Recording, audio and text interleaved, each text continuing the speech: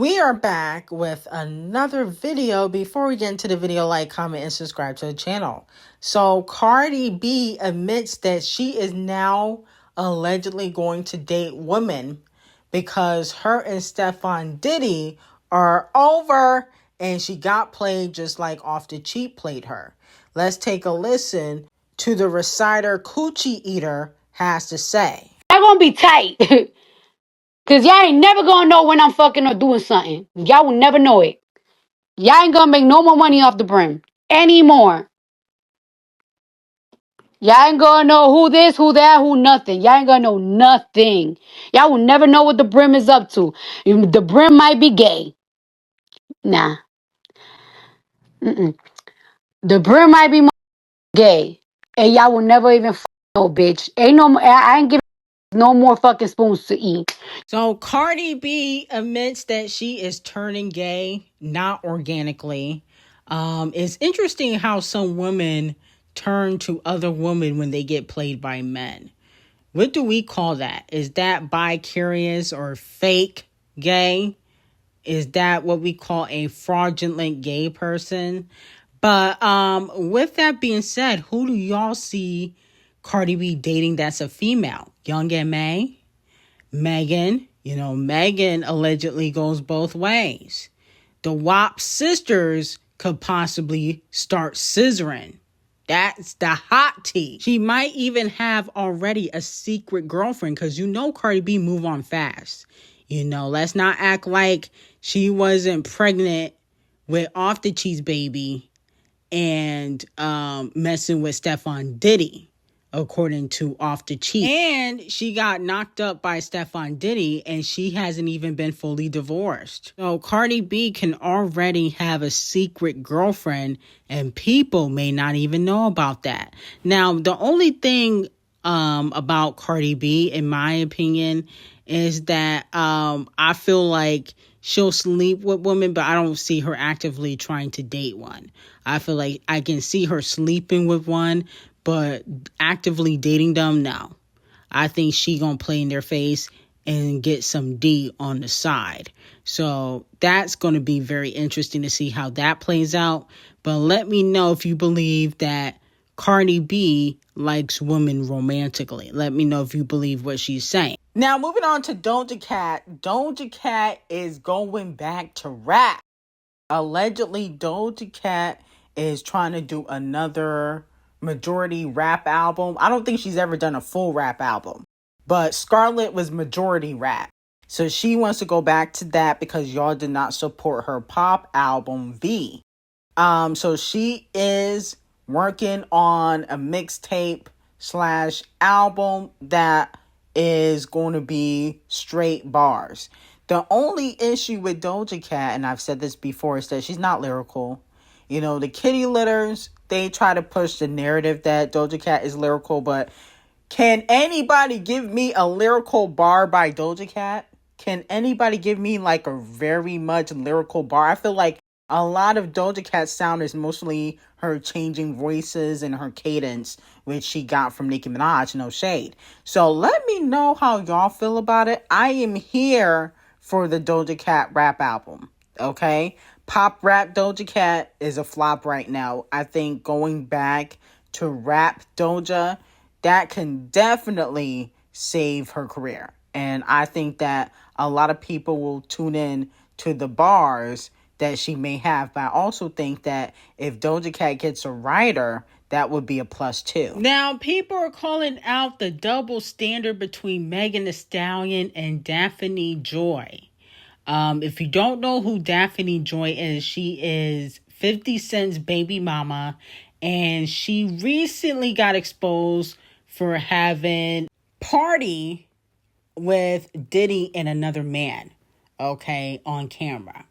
And with that being said, she's been getting praised by a lot of black men on social media, especially Wackademics, who's been bigging her up, begging for a date. Now, a fan said, I'm seeing people talking about how they praise that Daphne Joy girl and talk mad shit about Megan. And answer is very simple: colorism.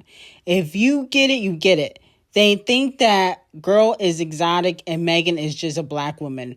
More proof that these men hate black women, period, 100%. So a lot of people feel like Megan Thee Stallion always gets called a hoe or, gets shamed for sleeping around. But then there's other women who are a lighter complexion of her that don't get that same type of narrative put on them. And in my opinion, I do agree that there is a double standard, okay, when it comes to Megan Thee Stallion and other women who have a history of being a hoe. But I also feel like when it comes to Megan, black men don't like Megan Thee Stallion really because of Tory. It has nothing to do with her being a hoe. They do not care that she has allegedly slept around. They don't care about that. They're upset because she was the reason why Tory Lanez went to jail. That is the main reason why. Okay. Now, of course, Megan has had more public relationships than the Daphne Joy girl. That woman only became popular or in the media because she was 50 Cent's baby mama. Then she started sleeping with Diddy. Diddy and 50 Cent have beef, but she is one of Diddy's recent concubines. Nobody cared when she was 50 Cent's baby mama. People only talk about her now because of her relationship with Diddy. So that's the only reason why people are even giving her the time of day. Okay? But I will say there is a double standard, but a lot of black men just don't like Megan because she sent Tory to jail. That's all that is. They don't care about anything else. Now, Beyonce posted that she did Camel Face's hair while using Sacred to prove to the Barbs that he is, in fact, not wearing a lace front. He is not wearing a wig. Okay? Now, I will give, Camel Face his twos. I don't see a gray hair in sight. He must be dyeing that thing because he about 75. So I know he got gray hairs. But you don't ever see them. So that is actually really impressive. So I will give Camel Face, his threes. But I think that this is definitely a PR stunt by Beyonce to promote Sacred. Okay? Because nobody cares about Camel Face's hair like that. The lace front comments are jokes. They're not anything serious. So to me, they not really proving anything because like Nicki Minaj was saying the lace front comments as jokes, clearly. That's part of her sense of humor. Just how I call you camel face. Do you look like a camel? Yes. But I don't really think that you are one, obviously. Now, Halle Bailey posted a picture of herself and her father for Father's Day, which was yesterday. And Walmart Yonce, aka Chloe Bailey, was posting pictures and videos of her performance she did. She didn't post anything in regards to her father. She did the same thing on Mother's Day where she only posted her aunt, who was also her manager, further pushing the narrative that, no shade, Chloe has been disowned by her parents and her family versus Halle Bailey, who still has a good relationship with them. Let me know how y'all feel about it.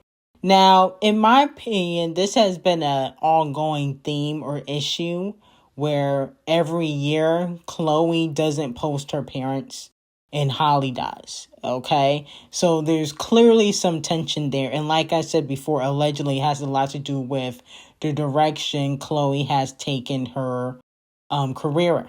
I don't feel like it's fair though, because, Holly had a baby out of wedlock.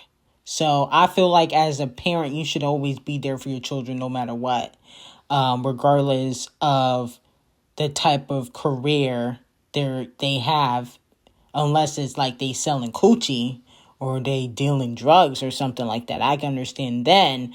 But if it's not that, I don't understand the big deal, even if they, want to be part of, the quote unquote Illuminati. I don't feel like that should ruin your relationship with your own child. I feel like that's a little bit dramatic. And I feel like Beyonce, in my opinion, has toned it down throughout the years. She was way worse a few years ago when she was licking lollipops, like she was about to put a tape out, humping the floor. She has calmed down tremendously, which is a good sign. But also, I think she calmed down because she was getting dragged left and right. So that could be another thing. But I don't agree with, the parents being cool with Holly and not Chloe. And I think if they were all cool, Chloe would be posting her father and her mother like Holly does. She never does, especially on Mother's Day and Father's Day, which makes it seem like there is tension, in my opinion. I think it's wrong. I think that both Holly and Chloe's parents need to reach out to Chloe and try to make amends. And I do feel like in the future that definitely could happen. Well, let me know how y'all feel about it and if you guys think that eventually they will be back cool. Camel Phase and Megan Thee Stallion and Champagne Thickums have all been predicted to perform at the World Cup halftime show. Camel Face at 41%, Champagne Thickums at 15%, Megan Thee Stallion at 15%. Let me know how y'all feel about it. I don't think any of them should be able to perform at the halftime show. Only because I feel like Megan, she don't got no hits out right now currently. And then for Drake, I don't think Drake is a good performer, and same thing with Camel Face. I don't think he's a good performer either. No shade. Very boring. I think male rappers shouldn't perform anywhere, in my opinion. There's not a lot of male rappers that could put on a performance and dance and rap without, the backtrack except for Gunna and Kendrick Lamar. In my opinion, I've seen both of them live. They can rap without the backtrack and dance and move around, but a lot of other rappers can't, including Camel Face. So, that would be a chop if he ever performs. Now, Usher and C Breezy got a collab album on the way, called Fist and Bumps, allegedly. Okay, it's called the Fist and Bumps, or the Bruises and Bumps album, coming soon. Allegedly, they got a song in a stash called How Many Baby Mamas. I heard that song gonna be fire, because I think Usher got about 3 baby mamas. That's not bad, but I think C Breezy got about 5. He catching up to Future. You know what I'm saying? He's catching up to Future and Nick Cannon. I'm sure by the time he's done, he'll probably have 7 or 8 baby mamas at least. So allegedly, that's one of the songs that they got in the stash. Now, I'm going to have to give C Breezy Donkey of the Day. I understand you're doing a tour with Usher, but you just dropped an album. You just dropped a fucking album. Give it a rest. And the album flopped. I mean, come on. I mean, I'm starting to think C Breezy is in debt. It could be he owe a lot in child support. He got about 5 to 6 baby mamas. So, he got mouths to feed. But I'm starting to think that he's in debt to the label, because there's just no reason why you need to be dropping so many albums in 1 year, especially when you don't sell. Like, literally, your last album flopped. Are we going to talk about that? And then the album before the last album, what was that, 11/11 or something? That one flopped too. I mean, we got to stop with the oversaturation of music. Chris Brown got to stop that. You didn't even give us a chance to let that other album sink in. I mean, you just dropped that in May. Literally came out on your birthday, May 8th. I remember because I listened to it and it wasn't that great. Okay, didn't they get a 1.3 review? Okay, that's the worst review I've ever saw for an album. So, Chris Brown, I do like Chris Breezy. I'm not shading Chris Brown. I do like Chris Brown, but he do oversaturate a lot of the times. And I think he owes the label money. Okay, I'm starting to think he owes the label money. Now, moving on from that, you seem pretty Sad for Girls So in Love by Olivia Rodrigo surpasses Iceman by Champagne Thickums to become the biggest debut by a solo act of 2026 on the Billboard 200 chart. Let me know how y'all feel about it, and do you think anybody's going to beat Olivia Rodrigo's record? She's selling 470 first week, 470,000. So congratulations to her on that. With that being said, I got some very hot tea on Patreon, on Tay Keith, Champagne Thickums, Camel Face, Diddy. Link will be in the description, and I hope you have a great day.